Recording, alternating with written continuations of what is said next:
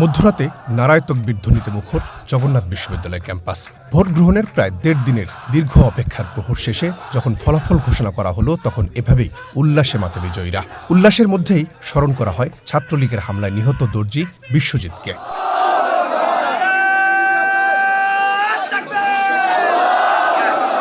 ফলাফল ঘোষণা শেষে তাৎক্ষণিক প্রতিক্রিয়ায় বিজয়ী ভিপি আল্লাহর নামে শুকরিয়া আদায় করে তাদের এই বিজয়কে জুলাই অভ্যুত্থানের শহীদ ও গণতন্ত্রের জন্য দীর্ঘ লড়াই সংগ্রাম করা সদ্য প্রয়াত বিএনপি চেয়ারপারসন বেগম খালেদা জিয়াকে উৎসর্গ করেন।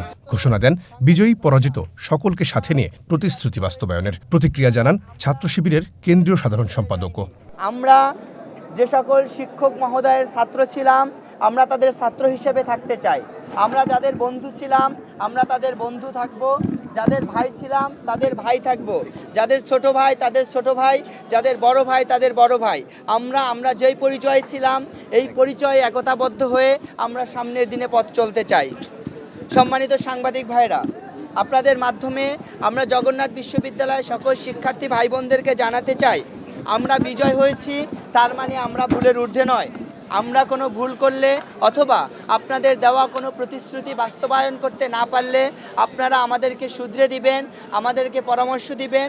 আমরা আপনাদের পরামর্শের আলোকে আমাদের কাজগুলো বাস্তবায়ন করব ইনশাল্লাহ। আমরা বিশ্বাস করি জগন্নাথ বিশ্ববিদ্যালয়ে যারা আপনাদেরকে এখানে প্রতিশ্রুতি দিয়েছে এবং আপনারা তাদের উপর আস্থা রেখে ভোট দিয়েছেন, নিঃসন্দেহে তারা তাদের জীবনের সর্বোচ্চটুকু দিয়ে, সর্বশেষ রক্তবিন্দু দিয়ে হলেও এই বিশ্ববিদ্যালয়ের মর্যাদা, শিক্ষার্থীদের অধিকার আদায়ের জন্য তারা অঙ্গীকারবদ্ধ হয়ে কাজ করবে ইনশাআল্লাহ। এর আগে সন্ধ্যার পর থেকে একে একে আসতে থাকে কেন্দ্রগুলোর ফলাফল। অনেকটা আগে থেকেই অনুমান করা যাচ্ছিল কারা হতে যাচ্ছেন জগন্নাথ বিশ্ববিদ্যালয়ের প্রথম ছাত্র সংসদের প্রতিনিধি। এরই মধ্যেই চূড়ান্ত ফলাফল ঘোষণা করে নির্বাচন কমিশন। ফলাফল ঘোষণার মধ্যেই নানা রকম স্লোগান দেন বিজয়ীদের সমর্থকরা।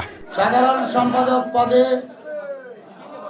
সম্পাদক পদে দ্বিতীয় অবস্থানে আছেন খাজিদাতুল কোবরা, 2223 ভোট পেয়েছেন।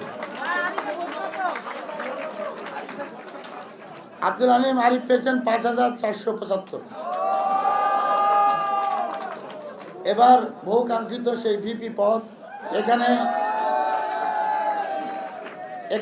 A6 ব্যালটে মোহাম্মদ রিয়াজুল ইসলাম, তিনি বিজয়ী হয়েছেন 5558 ভোটে। এদিকে শিবিরের এই বিজয়কে শিক্ষার্থীদের বিজয় বলছেন অনেক ভোটার। আর নারী শিক্ষার্থীদের দাবি, রাজনীতির কৌশলে না পেরে শিবিরকে ভিন্নভাবে উপস্থাপন করা হয়েছে। তারা মনে করেন শিবিরের নেতৃত্ব নারীদের জন্য ক্যাম্পাসে কোনো সংকট সৃষ্টি করবে না। আমি স্বতন্ত্র থেকে আপনাদের ভাই, আপনার বন্ধু হয়ে লড়াই করেছি। জাহিদ হাসান প্রথম দিন থেকে অ্যান্টি লিফলেট ক্যাম্পেইন করেছে। কোনো লিফলেট ছাড়া প্ল্যাকার্ড হাতে করে ডিসপ্লে করেছে। একদিন জুব্বা, একদিন লুঙ্গি ফতুয়া, একদিন ব্লেজার, কোট বুট পরে ছুটে এসেছে। কেউ কেউ নাম দিয়েছে জাহিদ মামদানি, জাহিদ খানদানি। আমি লড়াই করে গেছি আপনাদের হয়ে। ছাত্রদলের রাকিব ভাই এবং ছাত্র শিবিরের রিয়াজুল ভাই, আমাদের দুইজন বিপি আসলে দরকার ছিল। দুইজন এমন বিপি যারা ভার্সিটির জন্য অনেক কিছুই করেছেন, কিন্তু আমাদের দিতে হবে একটা। এখন একজন বিপি আমাদের লাগবে, কিন্তু আমরা খুব দ্বিধাদ্বন্দ্বে পড়ে গিয়েছিলাম যে কাকে ভোটটা দিব, কাকে নির্বাচিত করব। আমরা যাকে যোগ্য মনে হয়েছে তাকেই নির্বাচিত করেছি। এখন এই প্রতিশ্রুতিকে যারা নির্বাচিত হয়ে এসেছে তারা রাখে কিনা সেটা দেখব। জগন্নাথ বিশ্ববিদ্যালয়ের প্রথমবারের এই ছাত্র সংসদ নির্বাচনে মোট 21টি পদের মধ্যে 17 পদে বিজয়ী হয়েছে ছাত্র শিবির প্যানেল।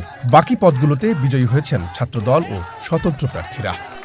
ঢাকা বিশ্ববিদ্যালয়ের জগন্নাথ হলে পরাজিত হলেও জগন্নাথ বিশ্ববিদ্যালয়ে নিরঙ্কুশ বিজয় অর্জনের মধ্য দিয়ে নতুন ইতিহাসের সৃষ্টি করল ইসলামী ছাত্র শিবির। এর মধ্য দিয়ে ডাকসু, চাকসু, রাকসুর পর জগন্নাথ বিশ্ববিদ্যালয়ে তাদের এই বিজয়কে ঐতিহাসিক ঘটনা বলেই মনে করছেন বিজয়ীরা। তবে এই বিজয়ের পর সাধারণ শিক্ষার্থী এবং ভোটাররা প্রত্যাশা করছেন প্রতিশ্রুতি অনুযায়ী শিক্ষার্থীদের সংকট এবং তাদের অধিকার আদায়ে কাজ করবেন বিজয়ীরা। রহিম রুমন, ওয়ান নিউজ, ঢাকা।